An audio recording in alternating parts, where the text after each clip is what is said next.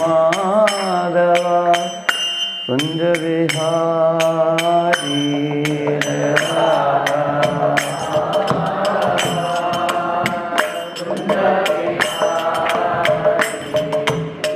गोपी जना वल्लभा गिरिवरधारी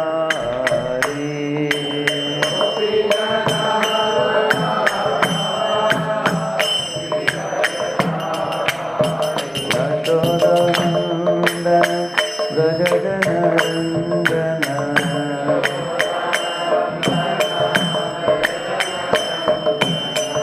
यशोदानंदन गजनंदन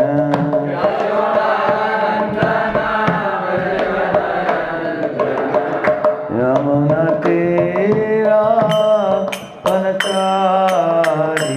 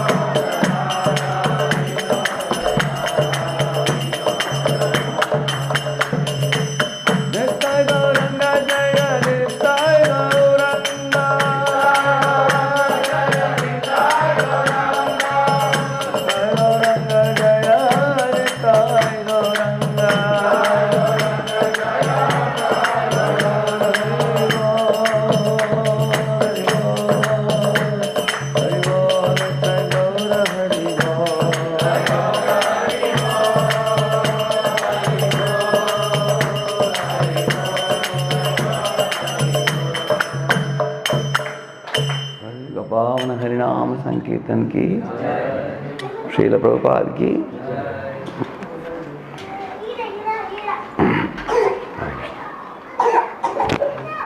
ओम अज्ञानतिमिरन्धस्य ज्ञानाञ्जनशलाकया चक्षुरुन्मीलितं येन तस्मै श्रीगुरवे नमः। Shri Chaitanya Manobhishtam Sthapitam Jena Bhutale Swayam Rupa Kada Madhyam Dadati Svadantikam Vandeham Shri Guru Shri Utapada Kamalam Shri Gurun Vaishnavamscha Shri Rupam Sagrajatam Sahagana Raghunathan Tam Sajivam Sadvaitam Savadutam Parijana Sahitam Krishna Chaitanya Devam Shri Radha Krishna Padam Sahagana Lalita Shri Vishakhanvitamscha Nama Om Vishnu Padaya Krishna Prishtaya Bhutale Shrimate Bhakti Vedanta Swamin Niti Namine Namaste Saraswate Deve Gauravani Pracharine Nirvishesha Shunyavadi Paschatya Deshatarine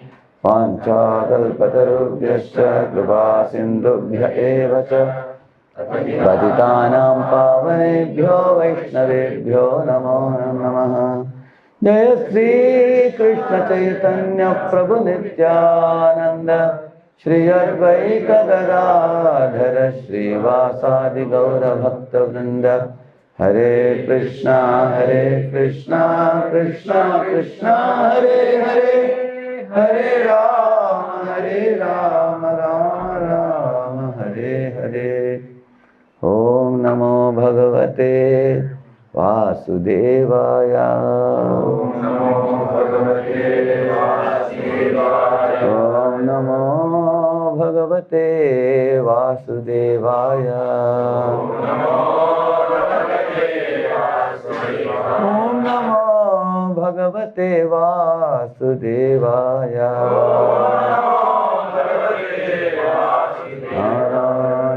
नमस्कृत्य नरं चैव नरोत्तमं देवीं सरस्वतीं व्यासं ततो जयमुदीरये नष्टप्रायेषु भद्रेषु नित्यं भागवत सेवया भगवत्युत्तमश्लोके भक्तिर्भवति नैष्ठिकी कृष्णाय वासुदेवाय देवकी नन्दनाय च नन्दगोपकुमाराय गोविन्दाय नमो नमः।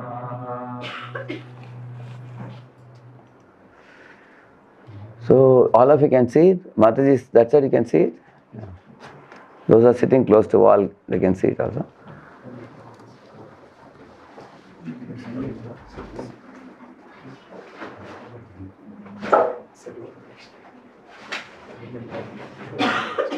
Who are these devotees? Who are these two personalities?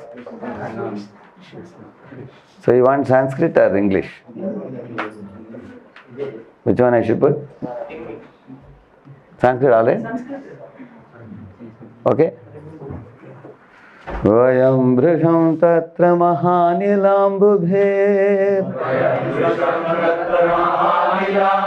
Nihanyamana mahurambu samplave Visho vidanto thaparasparam vane Grihita hastaha paribhabrimāturaha. All Prabhujis together.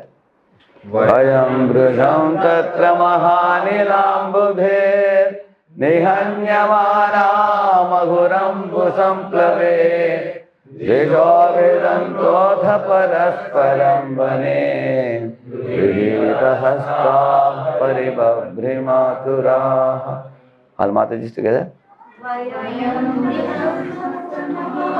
You want English?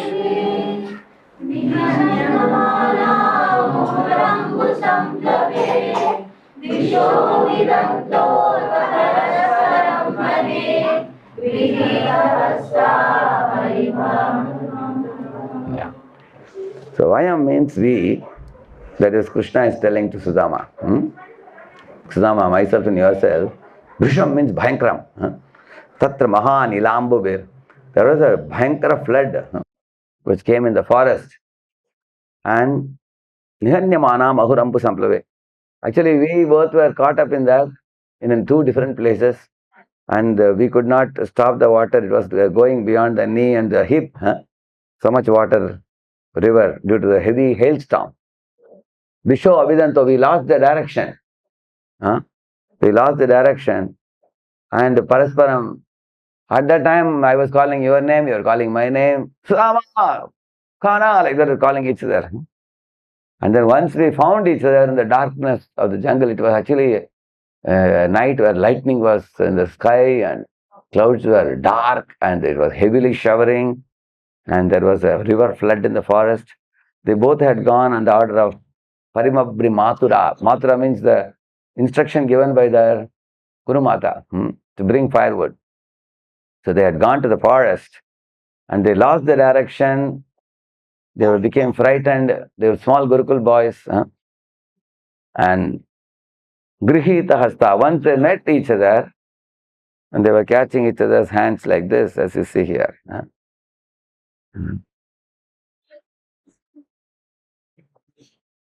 So in this picture you see Krishna and Sudama.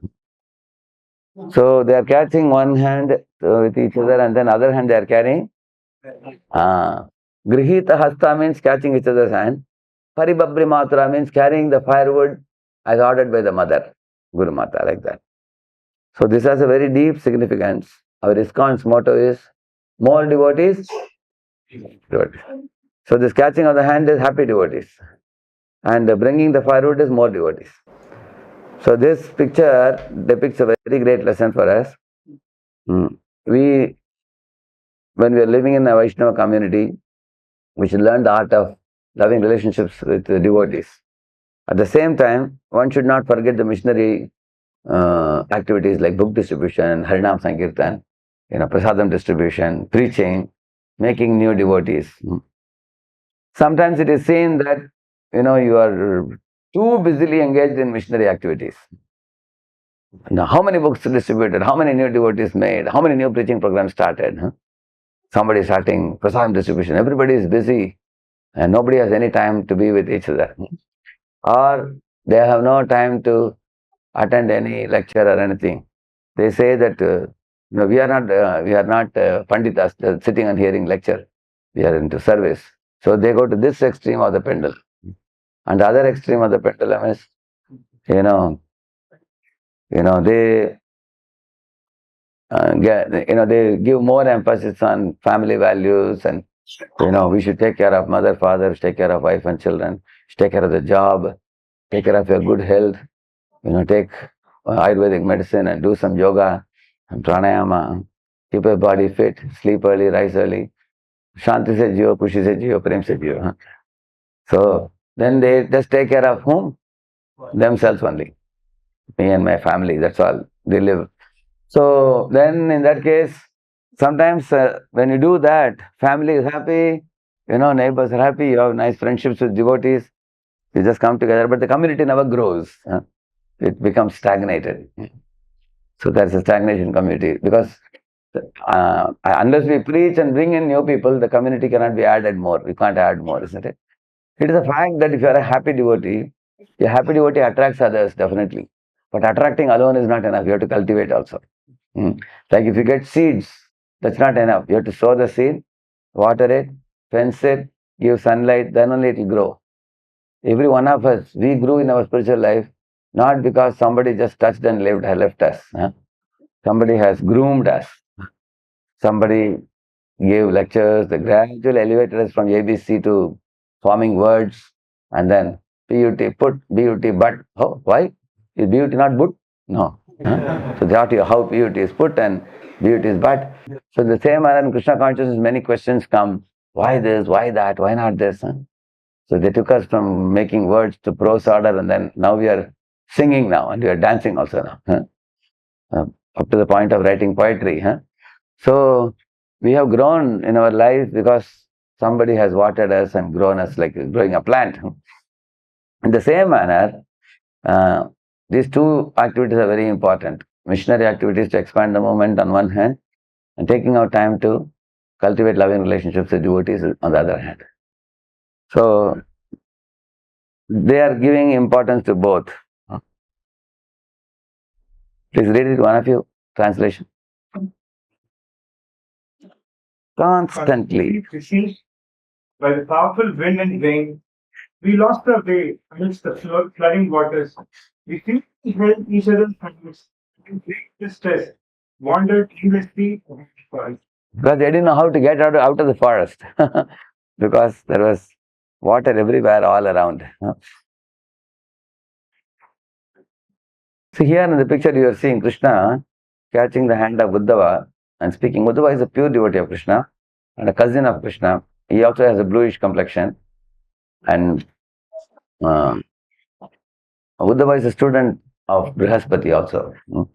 There's one famous verse which says, Krishnenam pravaro mantri Krishnasya daita saka Shishyo Brihaspate sakshat Uddhavo buddhi sattamaha. Like that, there's a verse in Srimad Bhagavatam. This Uddhava, it is said buddhi sattamaha means he is extraordinary intelligence he has. It is said. And he was a mantri of Krishna, one of the minister of Krishna. And Daita Saka is also a very dear friend of Krishna, cousin of Krishna. And he is a Shishya of Brihaspati. So Krishna is choosing him and telling him that Uddhava, I was looking for a very confidential associate who can do one service on my behalf. He said, wherever devotees called me, I don't avoid going to that place. Because Yatra Kayanti Madbhakta, I definitely go there. But there is one place where even after being called, I am not going. And that place is Badrinath. There are many sages there who are inviting me, but I am not able to go there. Now I am going to return back to Godhead. Very soon, I am going to Prabhasa Kshetra and going to, conclude his pastimes and go back to Godhead. So he said, I have one very important duty for you. You go to Vrindavan and then return back to me and tell me what you learned in Vrindavan. And then you should go to Badrinath and teach those sages Vraja Bhakti. Because they know everything except that you should teach. So, Uddhava actually is a very, very exalted soul. He went to Vrindavan, few months he stayed, and Krishna gave him one chit. And he said, you go and explain this to the gopis, and especially gopis and all the Vrajavasis. The chit contained only one line. Since I am present in the heart of everybody as Antaryami, the soul can never be separated from me. That's all. That's only one line. And Uddhava took that and explained it for 3 months, elaborately, what it means to gopis. Every day he gave class along with Krishna's pastimes also. So, and then Uddhava came back and Krishna heard about the Vrajavasis and then he sent him to Badrinath after that. So, here you find the Krishna Uddhava's very dear friendship. And again, coming back to Krishna Sudama, see how Guru is pleased with the disciples. You can repeat this verse. Aho he puttakayuyam asmadarte dukkitaha atma vai praninam preshthas samanadritya matpara. Sandipani Muni said, oh my children, you have suffered so much for my sake. The body is most dear to every living creature. But you are so dedicated to me that you completely disregarded your own comfort. So, if you become a disciple of Guru, for the sake of Guru, you are supposed to give your body, a mind and words. Like you all know the story of Aruni, correct? No? He was told by his Guru to block the waters. But when he went to block the water, it was so much over flooding. He wasn't able to stop it, so he put himself, correct? No? Later on, the Guru was worried about the boy. He went with the other disciples and then he saw, this fellow is lying himself like, to block the water. A whole body had become frozen. So, this is not the only pastime. This is well-known pastime, I told you. But there are many, many pastimes where the disciple has given body, mind, soul for the Guru's sake, Guru's pleasure. So, that's why here he is saying, Atma vai praninam preshtas. Very similar to Prahlad Maharaj, he is also saying here. Prahlad says, night when we go to bed, in case there are mosquitoes in your area, you make sure that you use a mosquito net. Inside that you make sure that you make 1 bed, 2 bed, 3 bed, especially if it is a winter season. You make it thick enough, you put a mattress or things like that. Then for covering your 2 more blankets, to keep everything. And you want to make sure that the light is not too much for the eyes, it's not bright. And you make sure the temperature is good. Some people put some perfume also. So it will be very nice. So you create a very favorable atmosphere for your sleep. Prahlad Maharaj says, just as you take care of yourself, you take care of the Lord, he says. Apply the same principle in serving the Lord. When it comes to taking prasad or taking rest or making a house or creating some facility for oneself, everybody in this world is very attentive. So here he says, Atmavai praninam preshtas, tam anadritya matpara. So you boys have disregarded your own comfort for serving me. Like that he is saying. So Guru is very pleased. Like for example, Srila Prabhupada did so much sacrifice, couple of heart attacks on the way, going to America in old age. And after he went there, not that there were 1,000 Vaishnavas, Hare Krishna, welcoming him. He was totally new to the place, and he had a big struggle in New York, in freezing cold winter, going out and trying to preach to new people, uninterested people. 1 year, nothing happened actually. I heard recently somebody say that Prabhupada would in between go to the Jaladutta company and ask when is the next ship going to India, because many of his goddesses are calling him. And he also considered it, but he could not somehow return back because his inner calling to serve the Guru was so strong. So, and then he started preaching, and he, in great helplessness, he went to the park under a tree. He started the kirtan. And then the hippies joined with their respective instruments, and many of them started dancing. And Prabhupada was amazed for the first time, success by spreading the holy name. And then he came to his storefront and then brought some of the hippies with him. 3 classes he started in a week, alternate days. So he started some Sanskrit class in the beginning because hippies were interested in Sanskrit, some of them. And then after a couple of months, he stopped the Sanskrit and started regular Krishna conscious classes. He cooked prasad, gave them gulab jamun and varieties of Indian cuisine prasad, which hippies ate with great taste. And they started liking the Indian cuisine prasad and Prabhupada's kirtan. And they couldn't understand the class so much, but something they understood in the beginning. That's how the movement got started. But big struggle. So the hippies were deeply touched by the sacrifices made by Prabhupada. This Swamiji has come from India, he is an old man, he had a couple of heart attacks, he has a Bengali accent in English. Although he has difficulty in conveying what he wants to say to us, still they knew that he is a good soul. He's not a cheater like many cheaters came to the West in those days. He's a good soul. And they saw him like a father, spiritual father. So they had a lot of respect and appreciation for him. And then those sacrifices. So here comes one important question.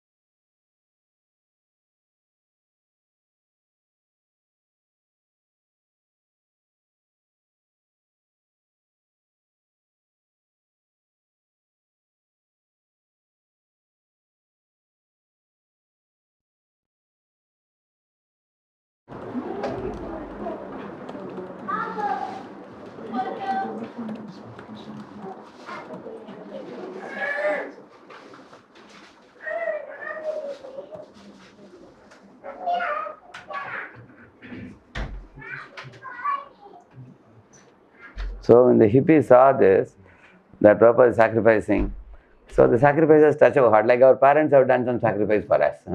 That touches our heart because they have done selflessly sacrifices. Similarly,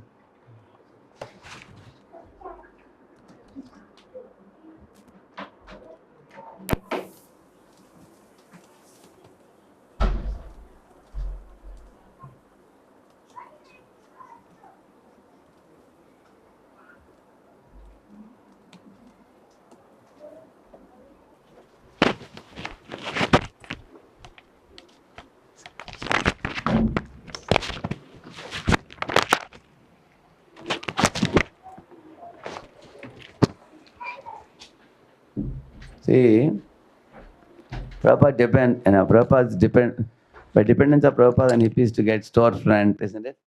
And many times Prabhupada didn't know about the situation of America, hippies helped him. Huh?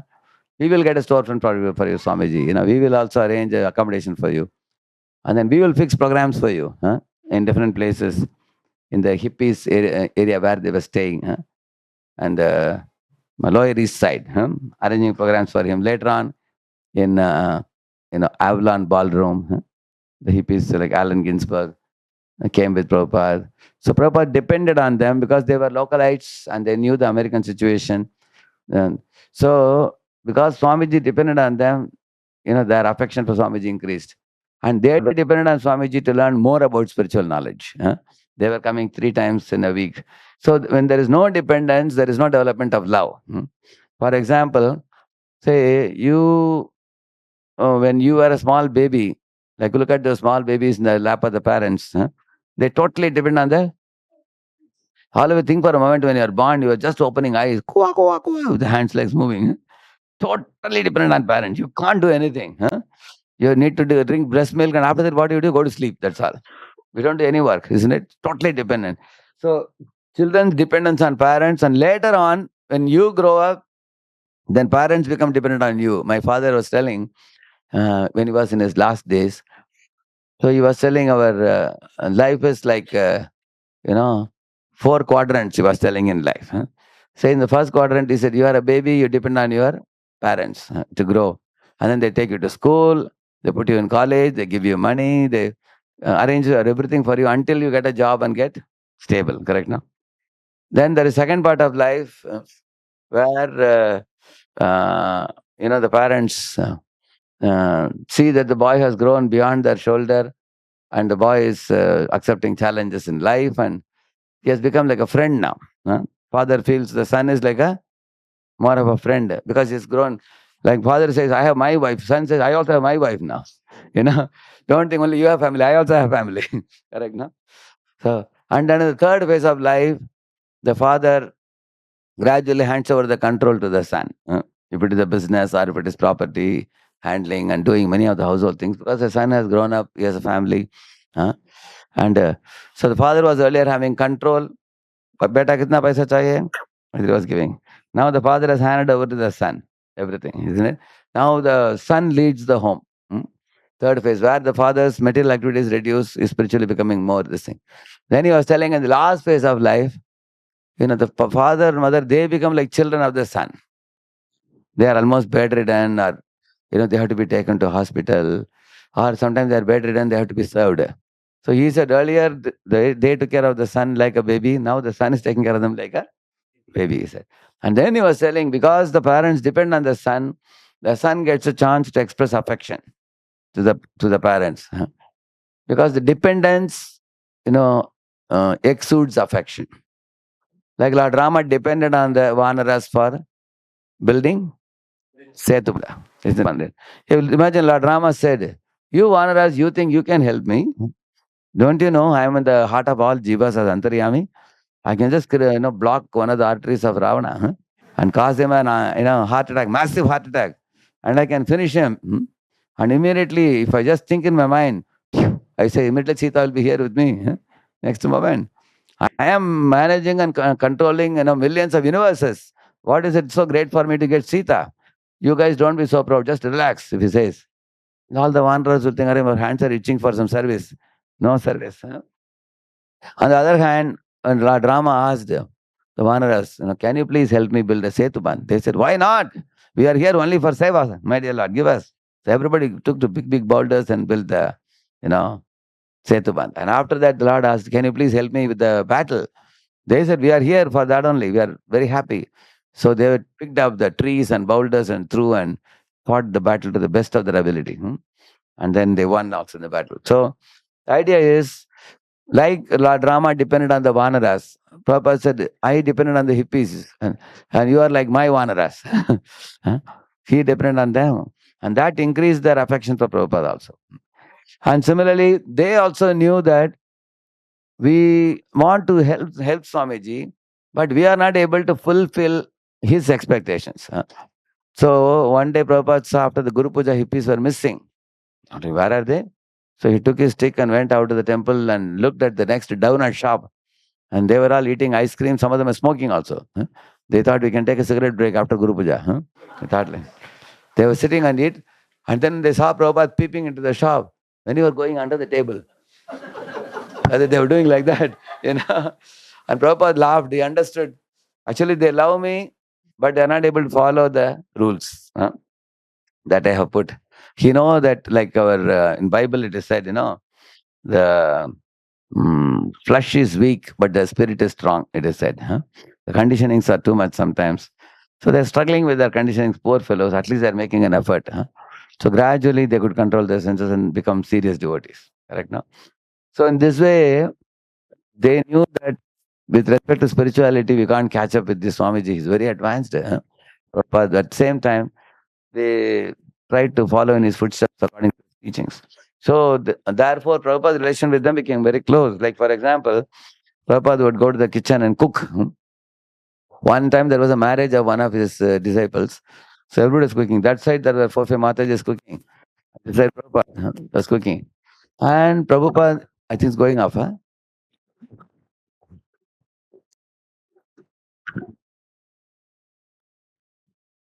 Hare Krishna.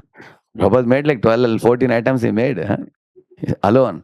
And Mataji's put together could make only 5, 6 items. He was very fast also. So one item Prabhupada was making, he called some of them to help.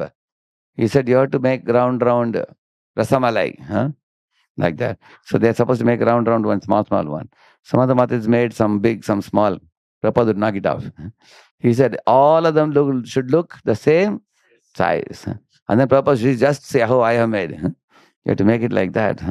And they're wondering how Swamiji just picks up atta and does like this, exactly comes round. He has a magic in the hand. Nothing big, nothing small. They were very amazed. So in this way, they saw his speed, they saw his talent, they saw his devotional power. They were very charmed. One day he asked one of those ladies, Nandarani, you're cooking in the kitchen. Do you know why I gave you a name, the Nandarani? She said, I don't know, Prabhupada. I only know that you gave me the name Nandarani. That's all I know. I don't know anything more than that. She said, Nandarani means Yashodamaya. So Yashodamaya is cooking in the kitchen, but all the while she is remembering Krishna in the back of her heart. My Kana will eat this and he'll be very happy, he'll be very delighted. Tomorrow when he goes to forest, I'll pack and give him. So she's thinking like that. So Prabhupada said, since you are Nandarani's Dasi, you are Rashoda's servant, assistant. So while you are cooking, you should think the same way Yashoda thinks, he said.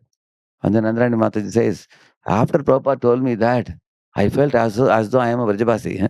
I am one of the gopis in Vrindavan who is assisting Yashoda Maya in the kitchen. So in this way, Prabhupada made them feel Krishna conscious when Prabhupada was interacting with them. So he gave them devotional power and they gave him material facilities, amenities, everything. It was a very good combination. Prabhupada writes in 12.10 Bhagavad Gita, when you want to expand this movement, you need land, you need money, you need material, you need manpower. Actually, we need the worldly ingredients, resources, for putting up a institution, organization, facility. Like when Bagh Bazar Mutt, one of the disciples of Bhaktivinoda Thakur, gave his entire life savings to build one matha. After that, Bhaktivinoda Thakur and all his disciples came and lived there. So one day he came and told Bhaktivinoda Thakur, said, my dear Guru Maharaj, my bank balance is totally zero, empty. I have given everything. So if you can allow me to live in one of the rooms, I can live. He said, most welcome, come. He also lived in the same matha only. So here is example of a disciple who gave his whole earning and existence completely. And there are people who, our Prabhupada also told his guru that your disciples are all sannyasis and brahmacharis. In front of them, I feel I am a grihastha with 5 sons. How I can be of some service to you. And then he told the same thing to him. You should go to the Western world and preach this message in English language. And then Prabhupada always used to ask, how can I serve you? How can I serve you? So in 1936, Prabhupada wrote one letter asking for good instruction. And he had the same instruction again. And then within 2 weeks, his guru passed away after that. So Prabhupada thought, my Lord, how blessed I am. Before leaving the world, he has given me the same instruction. 3rd time now. Now he took it as his life and soul. And then later on, 1965, he executed the instruction so powerfully. So when you make sacrifices,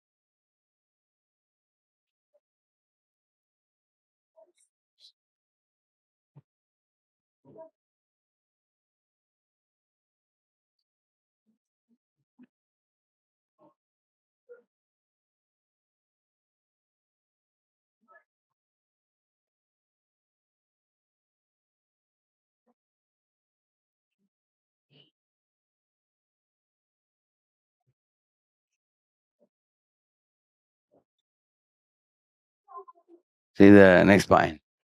When morning walks, Prabhupada gave them enlightenment on various topics, correct? No? So, what is enlightenment? It's like switching on a tube light in a dark room. Huh? In dark room, you have fear. There may be some scorpions or snakes or something. But when light is on, you are fearless. Huh? So, in the hippies, and Prabhupada's style of speaking was, he wasn't just a very religious person. Huh? He was a person who could blend science and spirituality. Huh? He brought topics like Darwin, he brought topics like Big Bang, he brought topics of, operator of the cosmic machine versus operator of the bodily machine. Many things he talked was right here and now you can apply. Huh? That kind of topics. And he cleared, and also he was very, very non-sectarian and secular in presentation. Anybody from any religion can understand what he's speaking. He talks in terms of God, the soul, what is sin. Sin means disobedience to God. Huh? And so his language was so simple, without bringing too much of uh, religiosity into it. Huh? Because his presentation was so secular, so he could go to the churches and speak to priests. Huh? Anywhere he could go. One time, Prabhupada went to some Buddhist mutt, huh? and he asked that Buddhist Guruji, huh, that he told in the lecture that non-violence is good, or normally we adopt non-violence, but there is also a place for violence. And then he asked Buddhist Guru, what do you think about it? He said, no, I don't agree that we should always be non-violent, he said.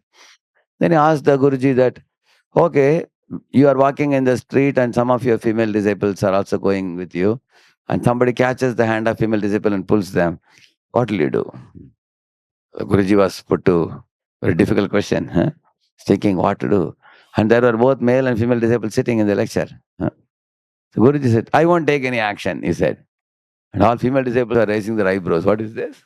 Huh? You will allow somebody to exploit us? Huh? So, and Prabhupada said, just see, how can you say you will not protect the woman? It's a duty of a husband to protect the wife, father to protect the daughter. So, if you are in a male guardian role, you have to protect. For protection, there may be need for violence. So, this much simple Prabhupada was. Huh? And once there were 40 theologians who came to meet Prabhupada. One of them said, Swamiji, you seem to be overemphasizing on God and love for God. Is it not enough that if we just have a humanitarian appreciation for all humans on earth, we are all gentlemen, we are learned in various subjects, we travel across the globe, we have a general appreciation for all humans. Is that not good enough? He asked. And Prabhupada said, you see, you may love all humans, but you cut the throat of a cow, you are cutting the throat of a chicken. Therefore, your love is incomplete love. He said, but if you love God, you will not harm even an ant. That is devotee, he said. Therefore, love God, love all. If you don't love God, your love is always incomplete. So you can see that how he spoke. Huh? So the disciples, one, you know, meeting with Prabhupada, it was so enlightening to them that he is such a simple and straightforward presenter of the truth. Um, so therefore, when they got enlightened, Chakudan Dilojai, yeah.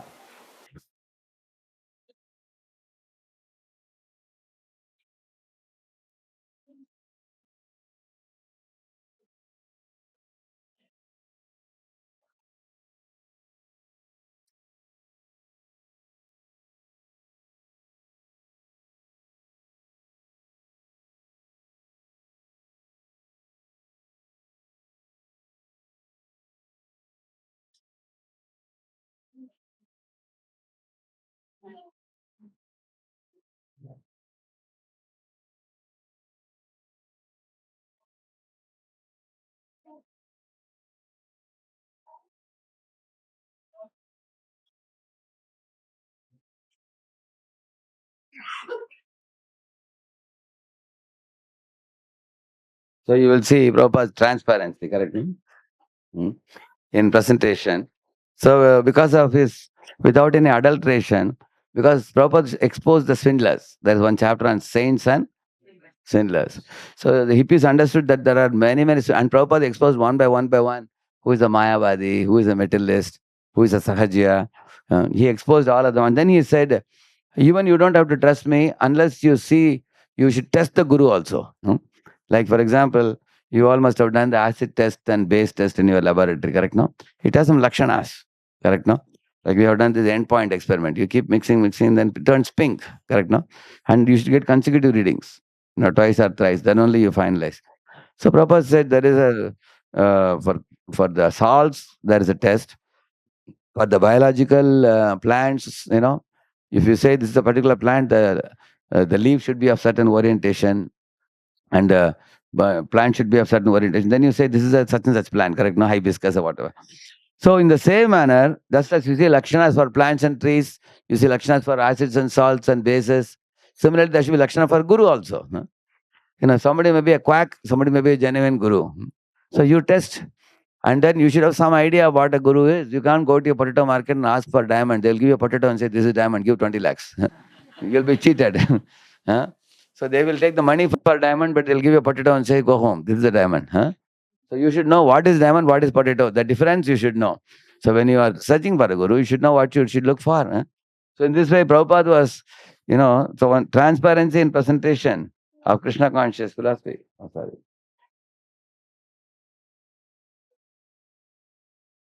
You got an adult patient.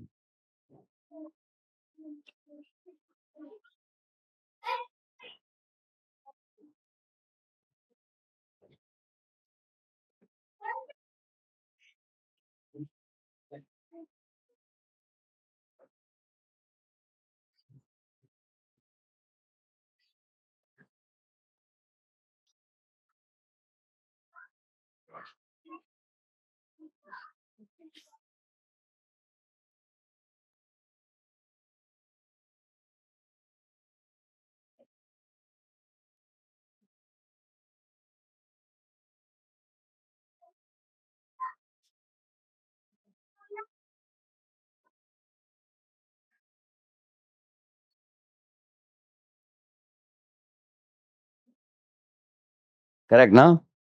Prabhupada's rational exposure. Hmm. Prabhupada was not sentimental or unreasonable. Huh? He had rational exposure of bogus gurus and false paths. He earned the trust of his followers, and that is how the bond became very thick. Like a child has so much trust in the mother and father. See, if your mother or father give you anything to eat in the hand, you can close your eyes and put it in the mouth, correct, no? But in the train you are going, you are saying, come on, the bhaji is smelling, pakoda, samosa. So as soon as you get the smell, you feel like buying and eating. But when you eat it, next day morning you have stomachache. Because that fellow is not here to give you good health. His focus is only on your pocket. So he is focusing on pocket, mother is focusing on heart. And pocket is just above the heart. Although they are so near, still you can know the difference. Correct, no? You can clearly know that, oh, this you cannot trust these fellows. Those who are commercial fellows. They are more concerned about exploiting you. Similarly, when Prabhupada rationally exposed the bogus gurus, and he said, "You can test me, whether I am following the right path or not. You can check the way I am. I am also practicing what I am telling all of you to practice." to the rational exposure of bogus gurus and the false paths, and is transparent in presenting the correct path. Right now,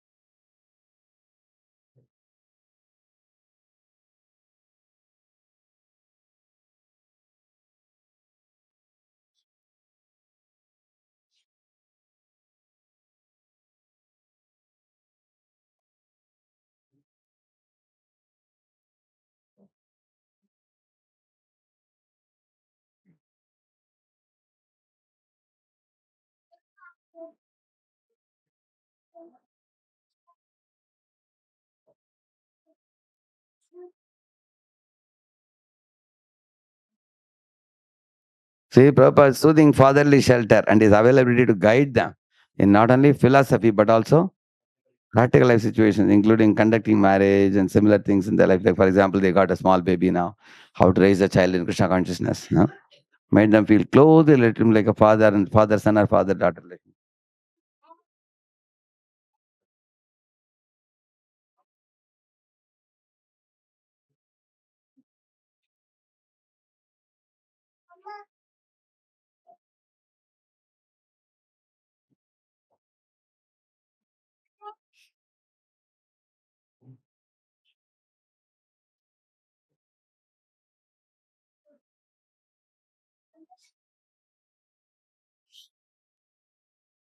So here I am talking more about guru disciple development of relationship here.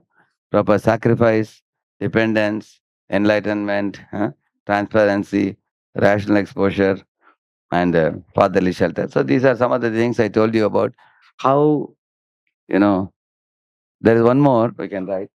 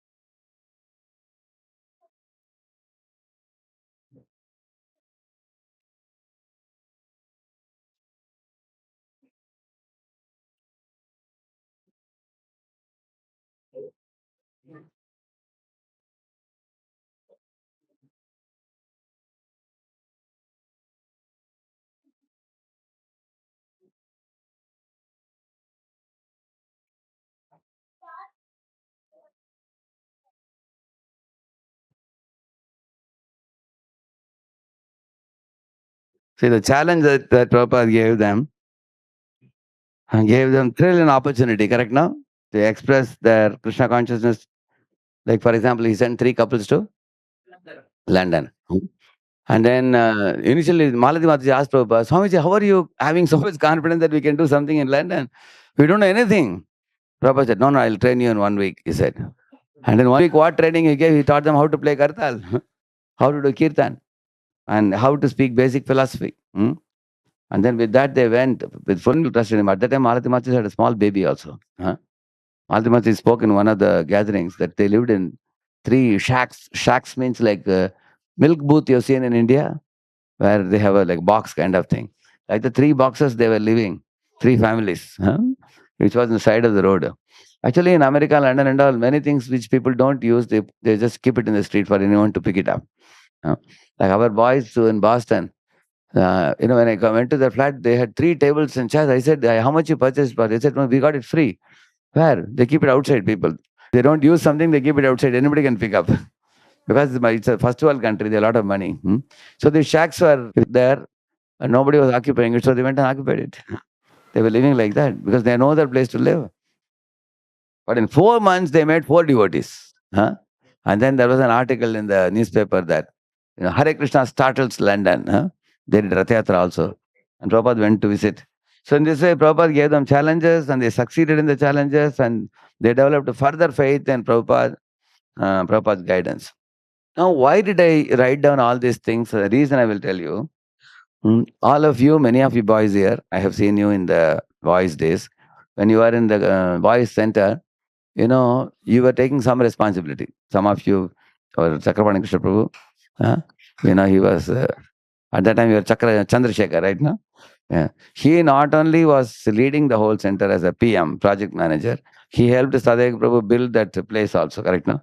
You collected funds and that center, you established that big place, along with the many other input of the boys and everything. Mahavira Prabhu, you know, Harish Prabhu was also there, and Mahavira Prabhu was also there at that time.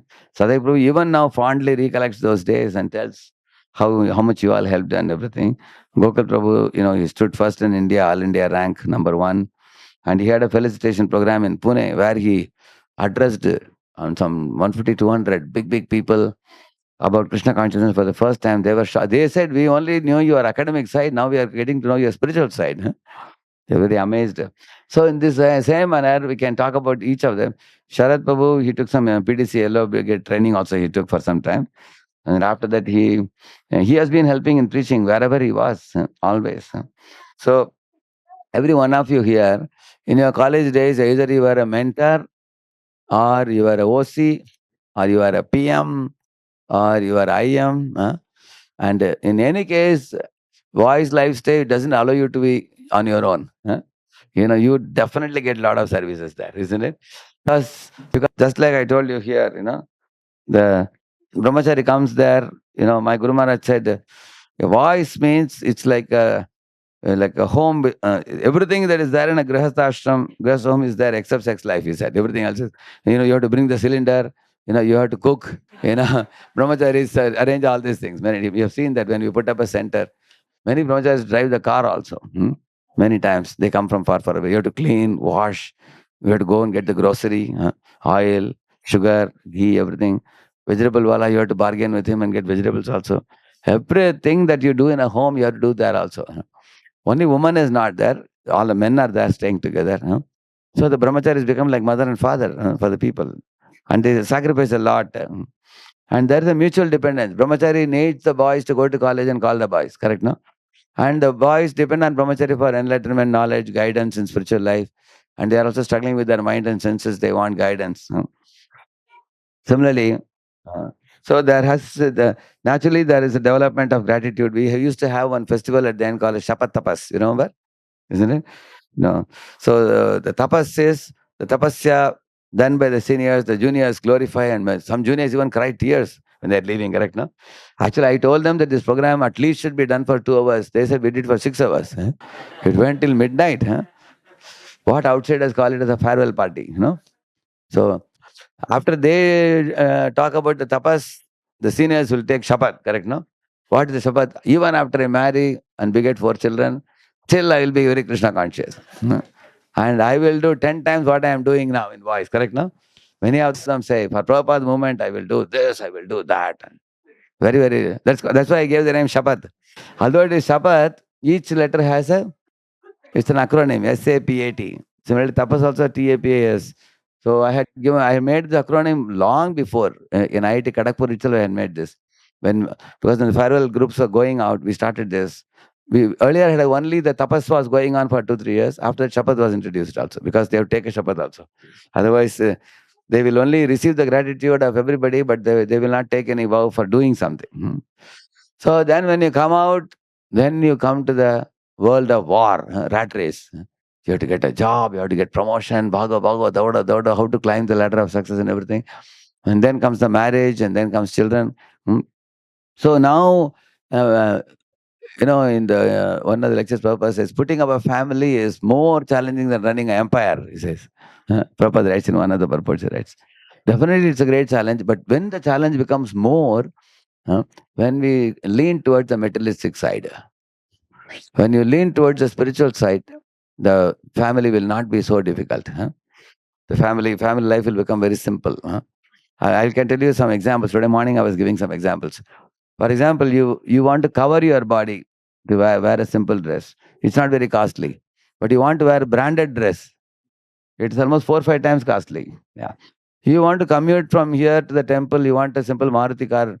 In Maruti, how many can sit? 5 can sit, I think, right? 5 can sit. You, your wife, and 3 children also can have no problem. They can sit behind. They can go. But if you want to have a car to show to society, that may be a very simple car. Then you need a big car. So big car which blocks the entire road sometimes. People have. Then you need to spend, what you may be spending for Maruti, 20 times more you have to spend. Some people get a foreign car also, some people get. Like in America, somebody was taking me to a program. And then somebody wrote a mail to me, Prabhuji, I saw in that video, Prabhuji, nowadays you have started traveling in Tesla cars, he was saying. I said, I don't even know which was Tesla car. Then he said, Prabhuji, the door opens like this, like Garuda. The Garuda opens like this. That I said, that I observed. One car opened like this, I said. So whether you take me in a Tesla car or take me in a Bullock cart, I have to go to the program. That's the goal. But what I was telling, nowadays, lot of show off has come in society. And if you are going to flow with society, then you also have to impress your relatives, impress the society. Then you need, and if you need money, then you also have to slog. And if you have to slog hard, you have no energy and time is not. If you know energy and time, then your contribution to Krishna becomes reduced, isn't it? So you see the logic how it happens. Kamasyanendriya pretir labho jiveta yavata jivasya tattva jigyasa narto yascheha karma bihi. This is very favorite verse of Prabhupada. Prabhupada says that, Kamasya Indriya Pritir, engage husband, wife, children, everybody engages in Krishna consciousness and they don't expand their material desires. He says. And Labho Jivete Avata, you definitely have to earn profit. It's a duty of the husband to maintain wife, children, put up a family, get some vehicle, everything. We don't say you shouldn't do these things. These are necessary. You can't run away from responsibilities. Morning for Krishna, daytime for profession, evening for family. I always say that in lecture.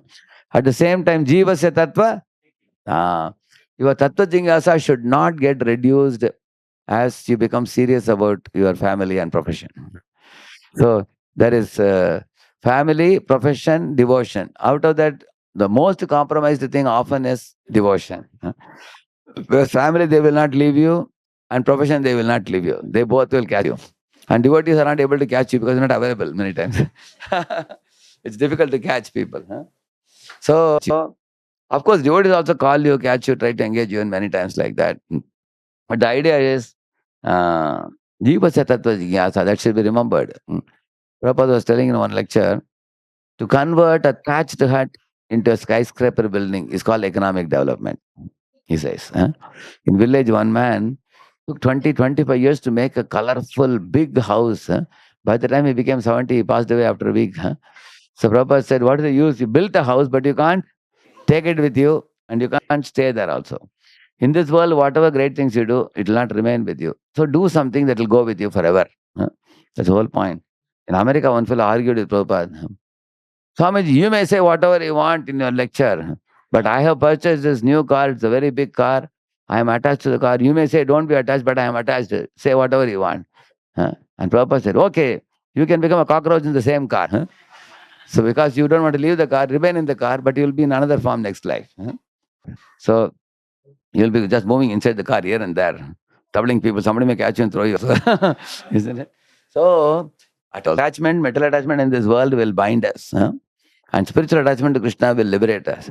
And especially the man who is leading the family, he guides his wife, he guides his children, he makes the home very Krishna conscious. Actually, in my home also, my father would take lead in the festivals, whether it is Pongal, Sankranti, Janmashtami, Gokulashtami. Seeing him take lead, my mother also will do her part for Janmashtami and everything. And being children, we just follow the parents, correct, no? But if ultimately the wife cannot be blamed for anything because wife is a dependent phenomenon. You look at the verse, Gurur na sasyat, no? Swajano na sasyat, Pita na sasyat, Daivam na sasyat, Janani na sasyat, and then Daivam na tacha na patisha sasyat. Na mochiyet yat samupeta mrityam. So I asked the question, why wife's name is not there? They said wife cannot be blamed because husband should be responsible for the wife. Like that one Swami was telling. So the father or the husband or the guru, they are held responsible for a family's spiritual progress or non-progress. Because they are supposed to, because generally a wife follows the course of the husband, Prabhupada says. Husband is very spiritual minded, wife also becomes spiritual minded. If husband is very materialistic, she cooperates with his materialism. That's how the wife flows. And children naturally follow the parents when they are very small. So that is why now, for example, the brahmacharis who are with you, some of them were your friends. Now they are inside the temple in ashram, correct? Now they have joined full time there. So they went to brahmachari ashram and you came to grahastha ashram. There is a kind of separation over the years, and occasionally you may meet them. And you may say Hari Bol, Hare Krishna. You may say that, but now they are actually trying to preach. But you can see that brahmacharis alone find it very difficult to reach Krishna consciousness to the people of the world. And grihasthas alone also cannot reach because both have certain facilities and abilities, and they have certain deficiencies also. For example, Avadina Muchadinapu had arranged a program in IIM yesterday. When I had gone to give a program, very good program, like probably 15, 20 students had come. It's very difficult to get in place like IIM. People are super busy. So, he is able to be a face by in arranging the program, act as an interface between the college and the temple. Otherwise, somebody like me in this dress, I can't go to the IIM director and say that I want to give a program. Somebody in between arranges a program. So grihasthas have a very great power because they are part of outside world. They can act as an interface to help the sadhus reach the message of Krishna to the society. And that will be a very great service. So every grihastha should make an effort to do that. So in that way, I am dependent on him. And then he is a professor in the college. Now he cannot take lead in the program for all the other professors. Professors will say, you're also one of us. How can you give us? Sometimes they will. And you're also a young professor. We are old professor, they may say. But if he takes Swarnagari Prabhu and puts him there, although he can give very good lectures, as good as Swarnagari Prabhu he can give because they are all very senior, still, this dress has some weight, correct, no? People say that many professors say, oh, some Swamiji is coming. Okay, then 10, 20 professors may come. So he may organize a program, but Swarnagarpu may give the program. So Swarnagarpu has one strength, he has another strength. So the collaborative approach will cause dependence on each other. And together when they develop preaching, tomorrow I come, tomorrow, spiritual masters come here, they'll say, wow, we have 40 devotees chanting 16 rounds. What is this? Are we on earth or are we in Goloka? So then a lot of appreciation will come and that will give a deep satisfaction to you that I could do something meaningful in life. So that mutual dependence will increase the affection between the devotees. And also, when you are in close touch with devotees, you will also be working on improving your enlightenment. I can tell you a real example. In Pune, I saw that many of the boys are getting married in Pune. So I started one program called as Krishna Sayanam. In those days, Bhagavatam Study Circle. It started with 5, 6, and 8, and eventually 25 couples, beginning with Krishna Prabhu, Mukundanand Prabhu, our Prajananda Prabhu, Shankar Panit Prabhu, Tulasi Prabhu, like that people, Sundar Krishna Prabhu.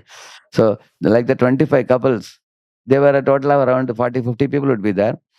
They would hand over the children to somebody to take care. One Mataji will be outside taking care of the children, so they don't disturb the class. So only husband, wives will be there. And we really got deep into study of the Bhagavatam. We started with different sections like Krishna Sudama. Sometimes we did Ambarish Maharaj, we did Vritrasura, we did Chitraketu, we did Dhruva, like that. Prahlad Maharaj. So different sections, we went verse by verse. I would read in advance and underline important lines in the purport, and I will tell them, see the 6th line, see the 8th line. And underline the portion, we would fluff and discuss. And many times Krishna Prabhu would contribute, Mukudan Prabhu would contribute. They would be thrilled. They will ask some questions also. Then I will answer. If I had difficulty understanding anything, I would ask my seniors like Radha Gopinath Prabhu and check back and come back to them. And this we very, very perfectly did it every month, 2 hours, and the crowd started increasing. So it became difficult for us to control. It was only 25 couples before. Eventually, many people got the news, and I told them, see, this is only for people whom I cultivated personally. I know them. And many others want to join. They said, Prabhuji, we'll sit outside the conference room. Huh? We will sit in the Prasadam hall and listen. So one day I just went out of conference hall to see, my Lord, it was 150 people outside. Huh? They had put a speaker also there. Then I told these people, Prabhu, now we have been almost doing for 8-10 years. Huh? So after that, I told them, now we will make it Krishna Sayanam in the Prasadam hall. Huh? There, 400-500 people would come. After that, I made it a monthly program. And these guys were absent. Huh? I asked, hey, where are you guys? And for you only, I started it. Prabhuji, nowadays crowd becomes too much. It's not very good. Then I understood one thing. Unless you do something for a specific audience. Now also Pune, I have a slate program. In Pune, I made a list of 160 leaders. I wanted all the fellows to come, leaders. But out of that, only 80 are coming. And all the big leaders are missing in that. And why they are not coming? Because they feel that our councillors are going, how we can also go and sit there.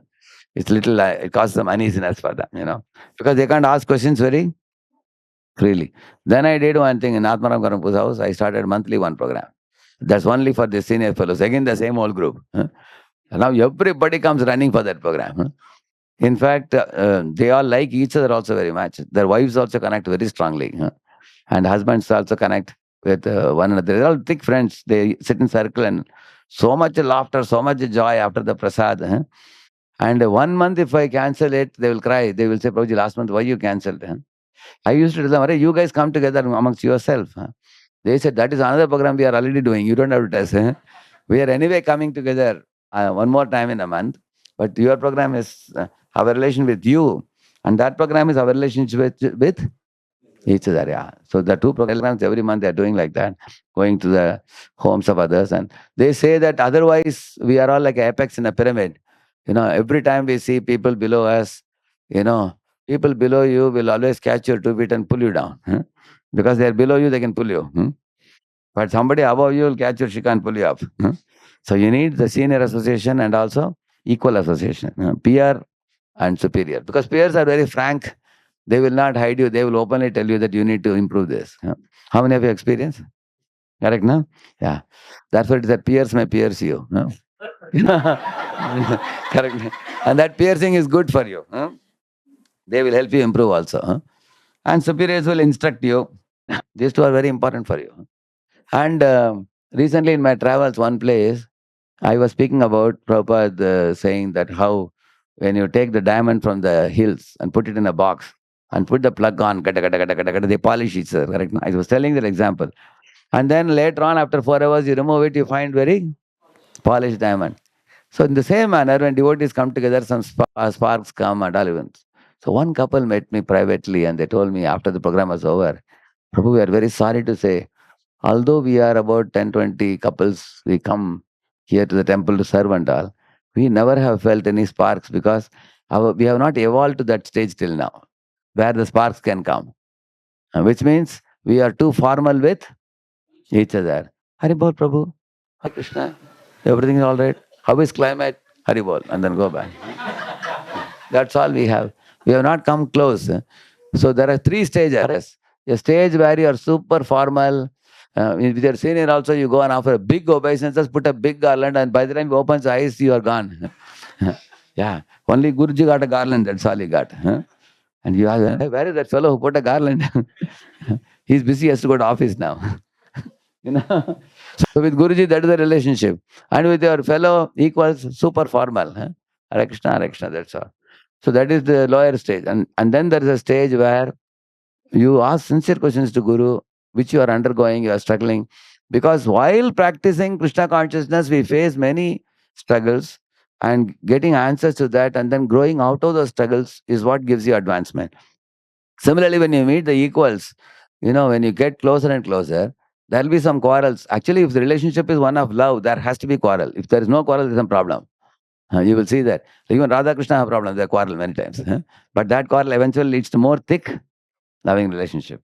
Similarly, in when you come together very closely and serve, render service together, read Bhagavatam together, then when the new temple came in NVCC, lot of grihasthas came. At that time, you know, grihasthas earlier thought that if you all come very close to temple, we can easily go to temple and we can take care of each other. But coming close together has two possibilities. One is we may start finding fault with each other and sparks will come, or we may eventually take help from each other and be, very strong also. Both are possible. So in the neophyte stage, they created sparks and they became more mature. Now they all cry, they cannot be separated. My sister's in Canada now. She tells me that I want my son to quickly finish off his study and job for a couple of years. She is just looking forward for the time to come back. In the same manner, many people who have lived in Pune, wherever they went, they're saying, when are you going to come back and stay in that company? And they have a very strong feeling because the network of Matajis together and Prabhujis amongst themselves, that has created a close-knit family. It's more than a material family. Because in material family also material things may be done. In spiritual family, you are preparing for the eternal world where you are going to live with similar family there. So the spiritual dependence on one another and the enlightenment that you get, gratitude, respect, love, all these things awaken. And the more we are transparent in our relationship and not just superficial, formal, just make sure relationship. And then when you rationally hear the philosophy, and there are many doubts which are lingering in our minds, and not clearing those doubts, you just bury those doubts. Over a period of time, you will see it eats up your Krishna consciousness. That's why Arjuna used the word Madhu Sudana. If you don't destroy the doubts. I heard a story. Once a fellow was roaming in a sanctuary. In the sanctuary, you are not supposed to kill any animals. So this fellow had captured a fox. So he wanted to kill that fox. By the time the king was coming in a horse, tak, tak, tak, tak. So he wanted to, actually, because he had already captured and he had tied it behind his back, he tied it. So he immediately took it and put it inside. And he covered like this. King came and good morning, king. And he spoke very normally. King asked, how is everything? He said, the hunter said, I'm just walking here, nothing else. I'm just going for a stroll. As the king was speaking, suddenly this fellow collapsed like this, the ground. King was shocked. Kya ho gaya iska? Because the fox ate up his inside. It ate up his body inside. Similarly, the doubts will eat you up from inside. If you don't get them clear, you may hide them. You look like a gentle devotee, like, I'm all right, everything all right. Immediately it'll eat up. Suddenly one day, a person bloops. You see, no? The blooping people are people who have hidden the doubts. They have not exposed and asked. That is why Prabhupada rationally exposed the bogus gurus and false paths. There should not be just superficial, formal relationship. One of the brahmachari seniors was telling me he was cultivating one boy. The boy earlier from his childhood, it seems he was going to this Puttaparthi, this thing. So this senior preacher did not say anything about this. Puttaparthi, he didn't say anything about it. He was cultivating. So he thought, now I will not tell. Slowly I will tell. And then he brought this boy to even 16 rounds of chanting. And then this boy was planning to join the ashram. So one day this boy came and said, Prabhuji, I have earned enough money. Now I am ready to join ashram. And then he asked him, can I take you to Radheshyam Prabhu? We can talk. And he said, no, Prabhuji, I already told you. From childhood I am connected that I am joining that ashram. He said, which ashram? He said, going to Saibaba ashram. And then the senior devotee came and asked me that, Prabhuji is saying like this, what to say? I said, you have left the elephant and catching the tail. I told him, you cannot catch the tail from behind, it will run away. You cannot catch. So, because you didn't rationally expose who are the real saints and how one should not make a man into God. Prabhupada is very straightforward. So, it is always better to be straightforward, but at the same time, you can be as polite as possible. But the truth, that you must speak. See, the truth is like the product, and your sensitive speech is like package. So, package is good, but you cannot give a package without the product. I am only sensitive, but I will not speak the truth. You are just cheating them. Correct, no? If we ask you for a Bisleri bottle, you politely come and give me an empty Bisleri bottle. Prabhuji here. I said, Hare, I asked you for water. No, Prabhuji, you only wanted Bisleri bottle. So your Bisleri bottle is like your sensitive behavior, but the water is not inside. So the product is very important. Truth you must speak, but you have to present it in a, according to Deshkala Padar, present it in the proper way. And Prabhupada was rational in exposure of such things. Hmm. And also, uh, when uh, one example I'll tell you, in America, for example, the children are given too much respect in their laws, that one lady from India, one old lady, grandmother, she was taken to America. The son took her to America because he thought, I'll show my mother how my life is. So he wanted to show the house and everything. This grandmother of this child, I mean, it's like a small kid. He's about 6 or 7 years old, and then his father, and then that lady is that father's mother. She had gone there. So one day, this lady, while playing with the child, she scolded the child for something and gave a slap to the child like this. And immediately, the child called the cops. You know, immediately the police came. Who is that who abused you? We are going to arrest you now. Yeah. And the lady was wondering. She was shouting at the police, "Hey, get lost! Who are you to arrest me?" And the son came running and said, "Mom, don't behave with them like this." And he politely explained to them. They said, "No, no, no, no, you have to come to this thing." And the lady was surprised. What is this? In India, very normally you slap, kick, and everything you do. You beat and everything. She was not used to that. So in America, sometimes the children can take parents to task. Huh? If the parents don't do what the children want, then they can even tell the parents, "I will sue you in the court." Huh? So because of such kind of fear, uh, you find that the parents' relationship with the children doesn't develop in a very organic, natural way. Correct? No? Because children don't depend on the parents. Hmm? So when there is no dependence, can you show love? You cannot show love. In the same manner, husband, wife, if you see, I know one boy did IIT and then IIM. He was a topper. Both the places he got into a very big company. But his parents wanted him to get married to one girl in their relative. And this girl happened to be in a village, very simple girl. The Brahmani family, going to temple, very, very sanskar, very good sanskar she got. So when he got married, this girl from the village was so simple. She considered her husband like God, because he's from IIT, he's from IIM, he's a highly qualified man, he's in a very big job. So she was very submissive. And you will see that when there is such a submissiveness in the wife, the husband feels very greatly, what do you call it, sheltered in such a family. And the wife also is treated properly by the husband. It's a very happy family. Like, no, like my mother actually is fifth standard pass, that's all. My father has a dozen degrees. He has triple MA in English and triple MS in maths and everything. Two LLB, LLM and all he has done. Many, many degrees like that. So I asked my father, how did you marry such a simple girl? You are so highly qualified. So he was telling, actually, I was not looking for qualification alone in a woman. She should have the qualities of an ideal woman. So then you will see, then it is a happy family. Imagine if a wife says, you know, okay, you are engineer, I am also engineer. You are drawing so much salary, I am also drawing equal amount of salary. You wear jeans and t-shirt, I can also wear jeans and t-shirt. So you think I depend on, I don't depend on you, I can stand on my own leg. Then when there is no dependence of wife on the husband, then the family is not a very pleasant family. But the husband is superior not to exploit the wife. But the husband is supposed to protect the sheltered wife. Then it's a happy family. Similarly, so brahmacharis join the temple ashram, grihasthas live outside. Grihasthas and brahmacharis are supposed to mutually depend on each other in a certain way. The example is given by Madhvacharya. The example is given of a fish.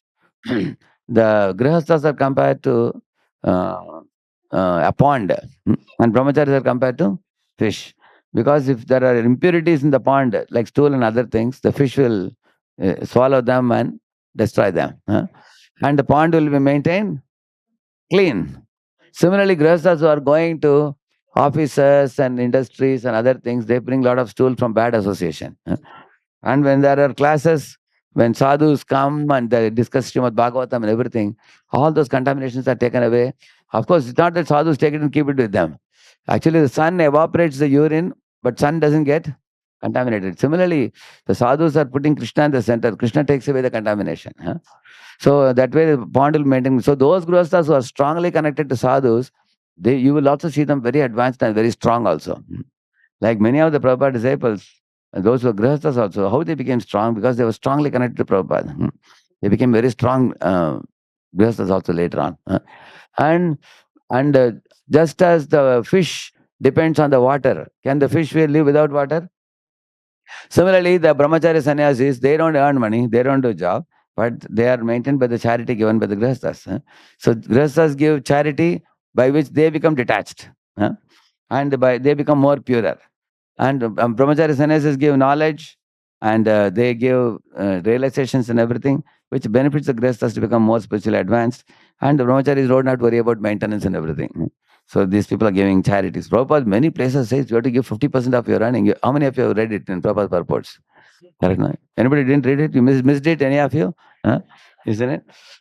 So you read it, but you don't follow it. And that's why you will see many times many of the grihasthas, they may be initiated, they may be around for 5 years, 10 years, 20 years, 30 years also.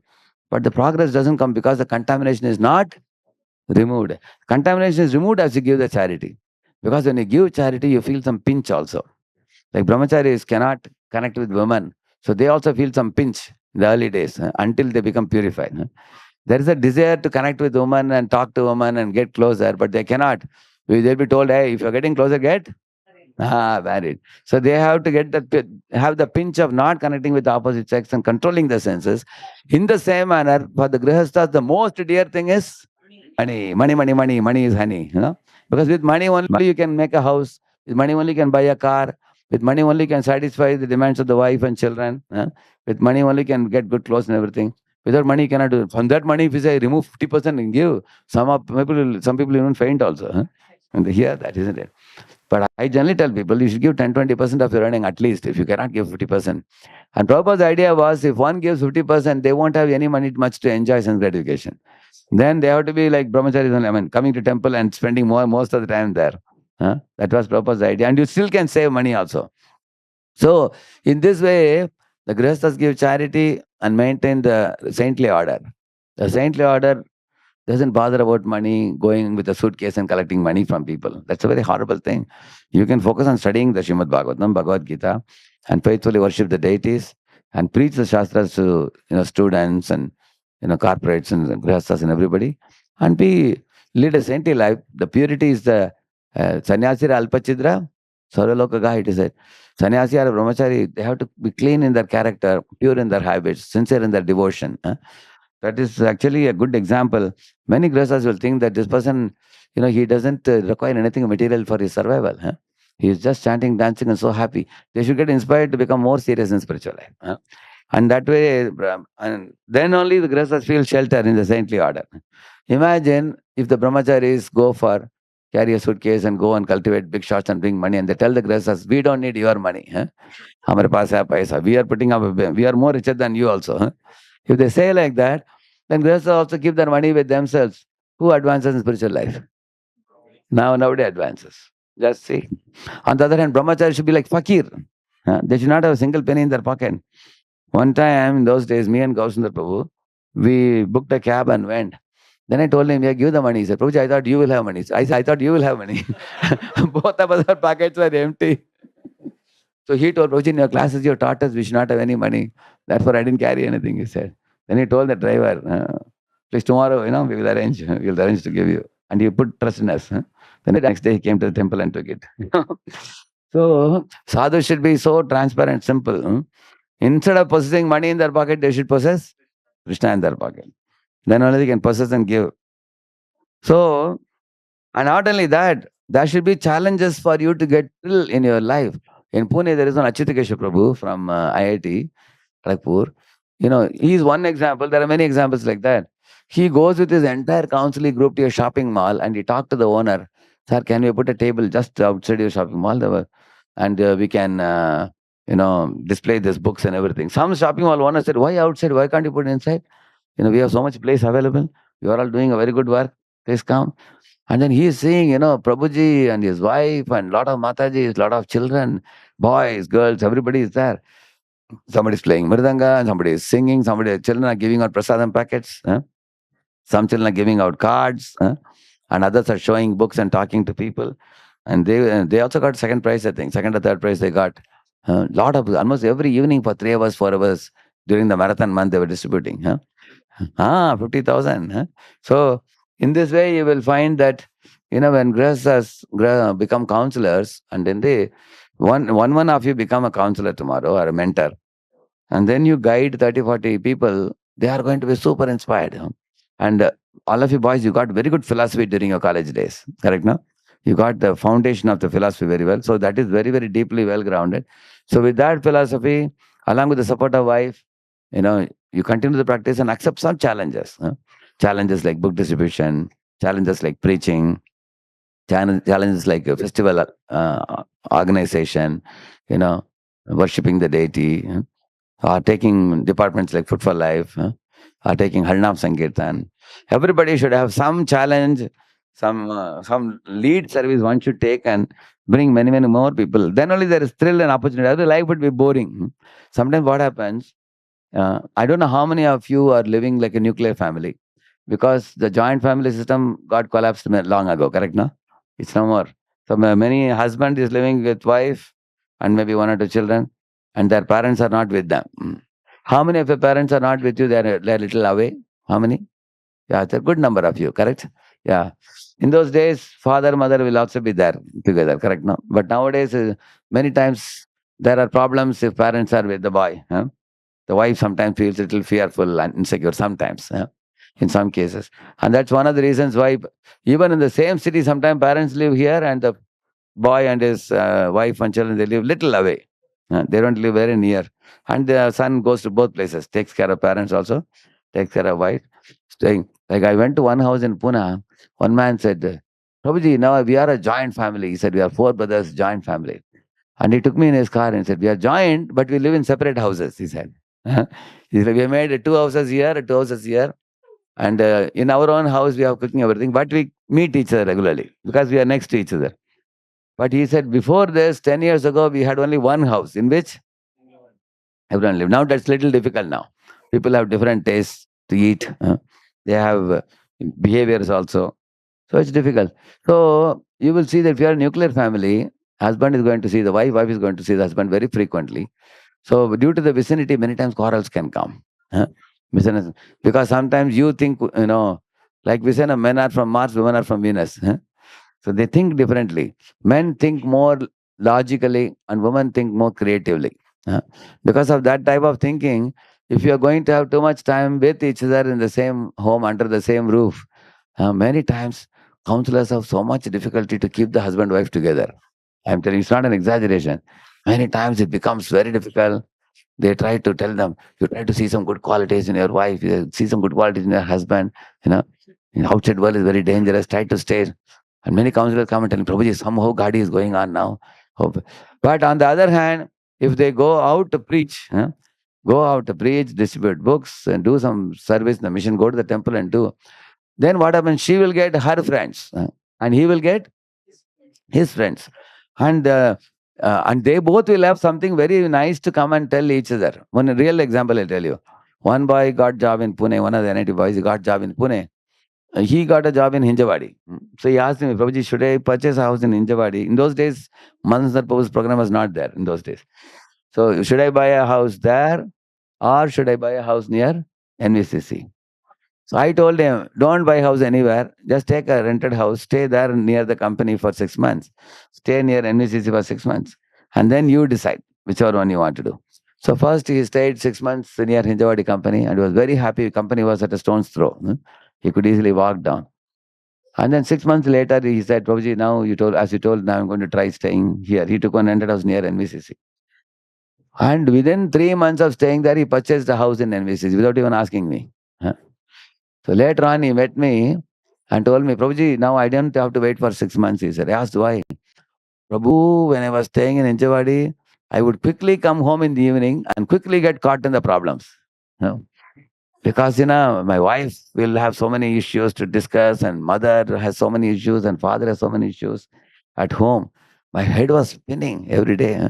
Whatever trouble I didn't get from the boss, I have to get at home. He was telling. But here, when I came in NVCC, I have to travel almost 45 minutes by car. up, 40 minutes car back down. But when I come home, nobody's at home. My father has his network of senior citizens, Vanaprastha. Similarly, mother has her friends. And my wife has a lot of seva in the temple with other ladies. She has friends. And many times when I come home, there is no one at home. When I come home, I am quite free. And even when they come, a very nice tiffin is waiting for me. I eat. And they have no issues with me because their problems are easily solved with their own circle of friends. He was telling.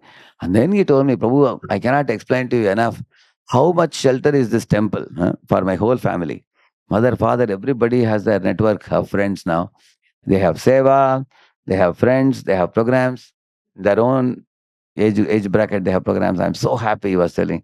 Therefore, Babuji, I didn't even have to ask you to purchase the house because I have realization that I can be happy here. He was telling.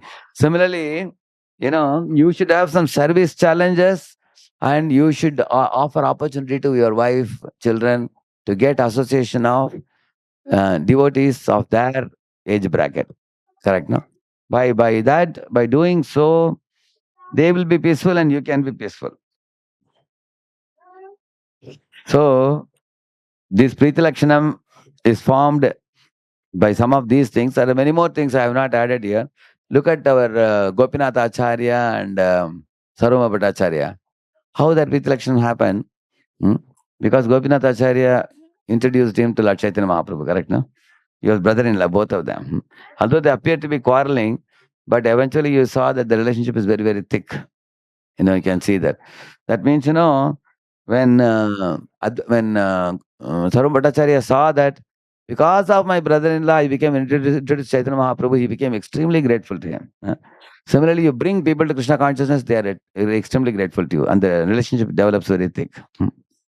So there are many, many items in Preeti Lakshanam. Some of it I took today and we explained. Let us take one or two questions. It's getting late also for all of you.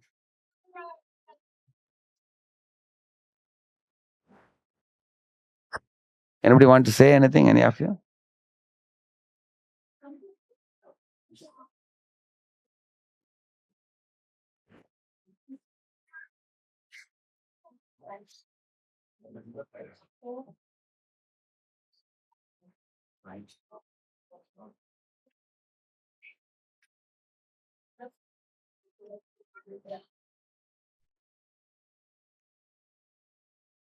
Yes.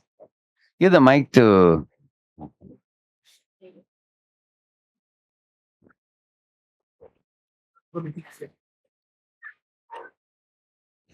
Give the mic to.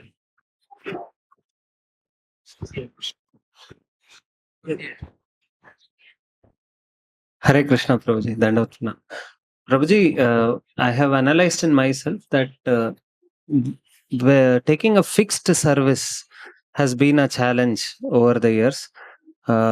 Maybe I want to check what is that. Is it sometimes my schedules, some days are free, some days this one. So one thing is I can work on this one, but I was also checking, is there an attitude issue why I'm not taking a fixed service? That what are the Actually, your nature of your job is highly changing, or is it like the nature of job is fixed almost? means Like, for example, if you are in charge of sales of entire Asia, for example, you have to travel across entire Asia. People do travel like that. correct. Then you have different days, different places travel, and you can't take any fixed service locally in Bangalore. But you are a Bangalore-based man, and you are also in tuition, this thing. So, and your holidays are also fixed, or they are not fixed then? To some extent, Some they are fixed, yeah. Occasionally there may be some change, exceptionally change. That is all right. So then you can consider taking up some very solid fixed service in discussion with Swarna Gaurav Prabhu. What you can take. One important thing, Swarna Gaurav Prabhu, those who are temple leaders, they have a big responsibility of uh, sitting with the pad and pen and thinking deeply. What are all the various departments that can be started and who can be given this service and who has what talent? This I personally did in Pune in the early days. And later on, now we have formed teams and all. Because if temple is not able to generate services and also award services, then many grihasthas will say that, you go to temple, just take darshan and come, and there is nothing much to do there, they will say. So there has to be, therefore today morning I was speaking also to the board that we should have a congregation service board, where in Pune we have like 300-400 services we have. And you can pick and choose. And we, in fact, we go counselor group to counselor group and ask, we want help in these different services. Just like you see, some big temples, they have a method of getting some form filled up with the talents of the people and then connecting them to a service. But there are certain services which go without saying, like book distribution, Harinam Sankirtan, prasadam distribution, or preaching to newcomers, you know, or youth preaching and things like that. But you are all a budding temple, blossoming temple. You can meet one on one with him and see the various possibilities. And we can begin with 2 hours per week. Uh, it's a very not very challenging thing. And then one can think of 4 hours per week, 6 hours. There are some people who do 8-10 hours per week also service. But every grasta should have some identifiable service. Both Prabhuji and Mataji should have something. In case they have a small budding baby, a mother cannot do service. And we shouldn't expect also. But if the child is going to school, then she also can consider conducting some class for the children in the same housing colony. Similarly, and Prabhuji also, because if you don't have service, you cannot have the bliss. There'll be no experience of spiritual bliss. Like I am traveling every 2 days, 3 days, I stay in one place and I go to different places. In a day, I have 4-5 lectures. And it has become a habit everywhere. And I get to meet new people, solve their problems. So if our life is centered around doing some selfless service for others' sake and grooming others and growing, the more we do that, the more we can experience inner fulfillment, inner joy. Otherwise, solving our own problems, our head gets heavy with problem solving. So Swarnagara Prabhu, Swayam Prakash Prabhu, all these devotees are locally available. No. And it is my humble request to all of you is you consider this temple to be your temple. Have some ownership. Like Krishna Kishore Prabhu, for example, is a part of the FinCom. He and the other people, they feel this is our temple. We have built it, and our Guru Maharaj has given us a place in Pune, and we have to bring the money, we have to run the temple. Some kind of mamata should be there. If you think, okay, those are temple, people are running it, and we are outside, this is my home, if you think like that, then there's no mamata there. So this temple is a beautiful temple now. They have the old building available for seminars and training and all. And the new temple hall is so beautiful. They are increasing the facilities now more and more, making it better and better. So it's such a gift that you all received recently. Radha Vinod, so beautiful. Jagannath Subhadra and Gaur Nitai. Any company going man, you bring him and make him sit and teach him chanting. This temple is a soothing atmosphere here. Apart from that, in my opinion, every one of you sitting here, you can run your own Bhakti Vriksha program. Weekly once, where 20 to 30 families you can cultivate. And then when they become grown up, you become a counselor. Here they may call the name mentor or something, whatever name they want to call. You just become like a caregiver. Every one of you. If you do that, like Shankar Panditpo and Yugal Prem Mataji, they have almost a total of 200-250 people they are guiding. Both in Bangalore also and in Pune also. Very mature. And now they did a big drama, that recently they did one drama with 80-100 people. Yugaleshwar Prabhu and Yugal Prem Mataji and Shankar Prabhu were the director. Shankar Prabhu acted as a Narasimhadev. The drama. Very, very. Now everybody is demanding, put the drama again. They want to watch it. So recently they put up. They take almost 2-3 yatras also in a year. And Mataji has a Stritva. There is a training program for many ladies, 200 ladies. And Prabhuji Shankar Pandit is doing his part. Both of them send separate report to me. And when they send the report, I will have to spend 4 hours to go through the report and give my replies like that. Very exhaustive report they send. So you have many, many wonderful examples. Narahari Chaitanya Prabhu himself is a good example. Because, if this one gentleman did not come to this area and build this temple, how can so many grihasthas get shelter? Correct, no? So he has taken that lead, which deserves a great appreciation. And he has a very good committee of people like Sundarup Sham Prabhu and many others also. What is his name you said? Our Mathura Sham Prabhu. What gem-like devotees. And they wanted brahmacharis we have sent from Pune. Now, how many? 6 brahmacharis are there now? We have 6 brahmacharis also.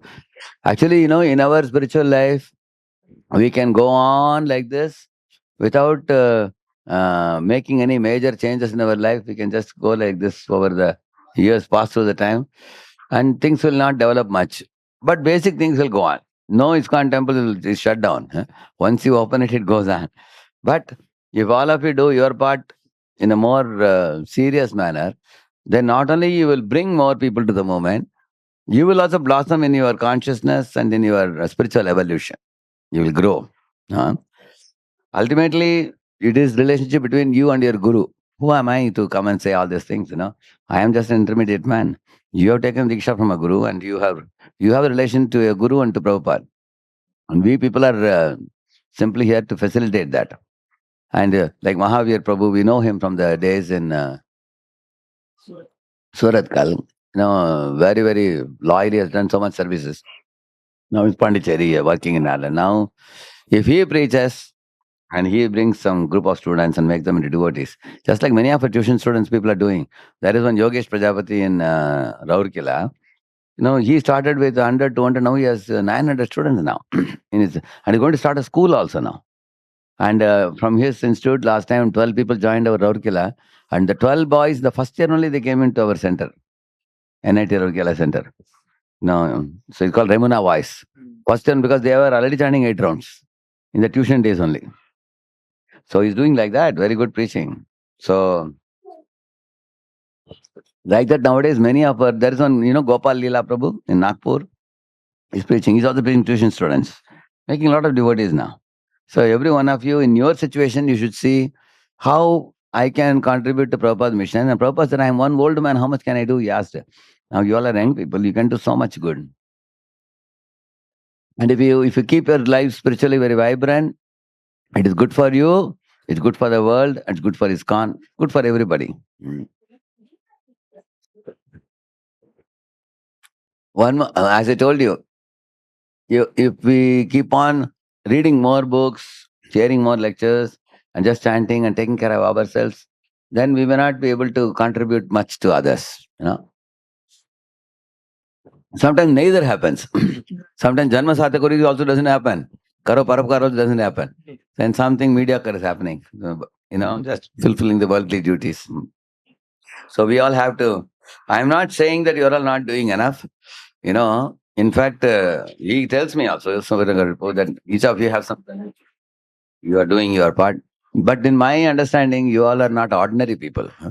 Everyone sitting here today in this assembly, very, very powerful. You can run one temple in my estimation. Hmm. There are many ISKCON temples in my travels. They say, Prabhuji, give us one president. We have everything else. We have money, we have people, we have kitchen, we have resources. I will tell you one temple in America when I was traveling. They say every Sunday, their Sunday program is between 11 to 12:30, and 12:30 they have Gaurarti and then Prasad. What do they do, you think? They have 150 people coming. They just read from Leelamrit, that's all. They just sit in the hall, 150 people just read Leelamrit. Then I asked that leader, if this reading even they can do at home, no? Somebody should sit and speak. He says, none of us are confident, he says. We have not been trained to speak. Many of us are initiated, but we cannot speak. But I was just thinking of all of you. If one of you are there, probably, you would be ecstatic to give every Sunday. If you are made to give lecture, you can go for hours, isn't it? So much you have practiced it. Actually, at the moment, America is in one very crucial situation where many proper disciples are leaving now one by one. Huh? So many temples they are very old, 75 or 80.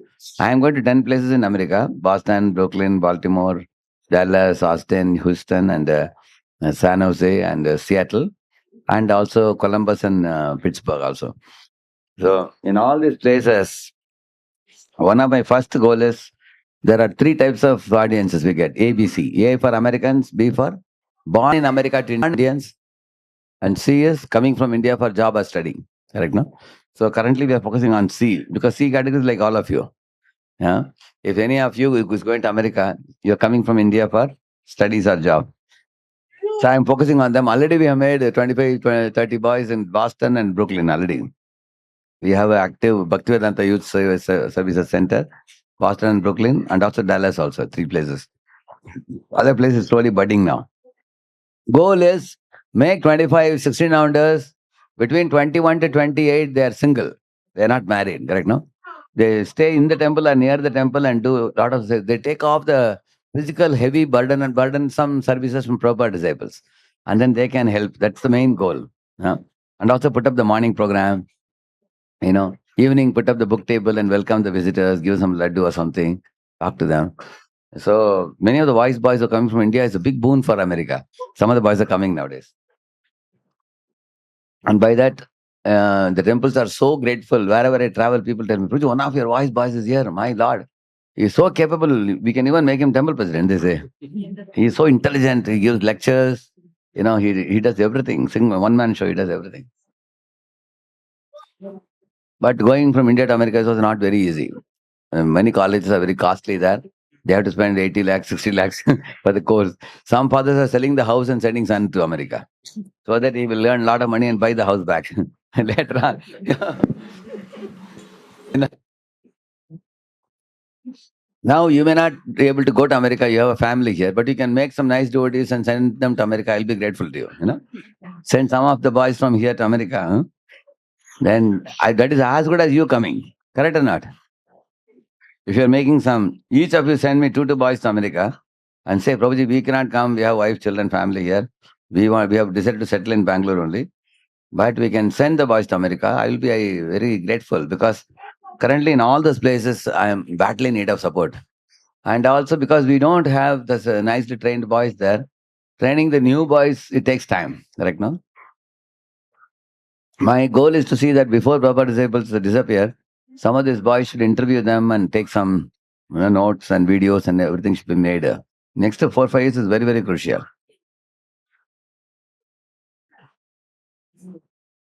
So, Swarnagaur Hare Prabhu is very mild natured.